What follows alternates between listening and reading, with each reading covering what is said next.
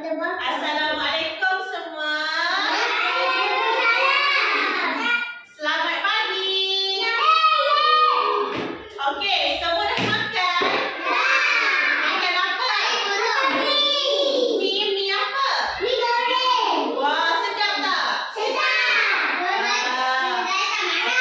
Kalau dah kenyang, maknanya kita pun dah boleh start belajar, betul? Siapa nak belajar dengan teacher angkat tangan? Okey, tepuk tangan kita semua. Hari ni kita nak belajar pasal apa ni? Baby? Perut. Okey, hari ni kita nak belajar pasal anggota badan. Pasal apa? Anggota badan. Siapa tahu apa dia anggota badan yang ada dekat badan kita ni? Anggota badan ada tiga. Apa dia? Yang pertama, kaki.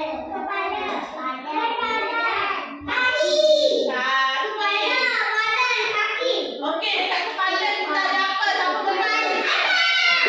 Okey, ada apa? Ada otak, ada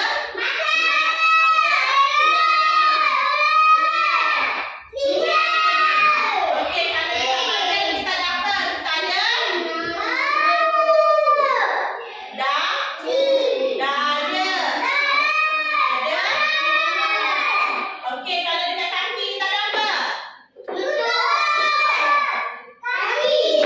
Okey. Siapa boleh eja dengan teacher? Kita eja sama-sama nak? Ini apa? Macam mana eja mata? Mata.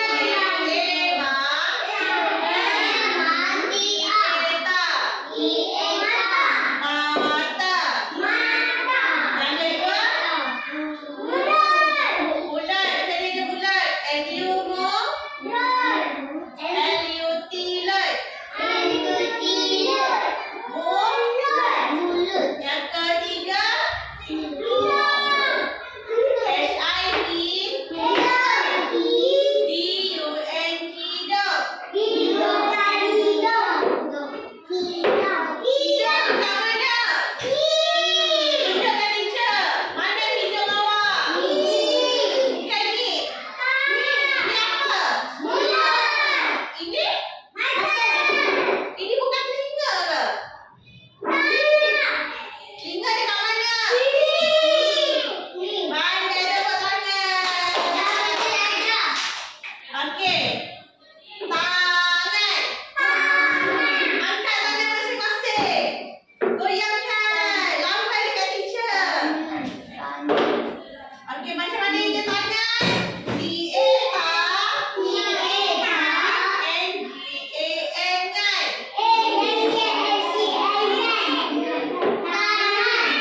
Okey. Yang terakhir, eja kaki. K-I-K.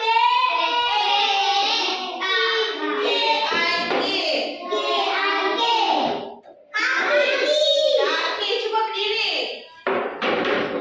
Hentak kaki. Berjalan.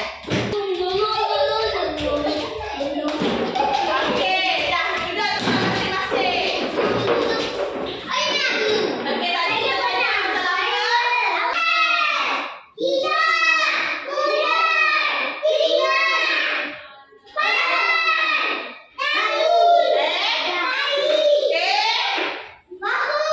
apa? Cuba goyangkan.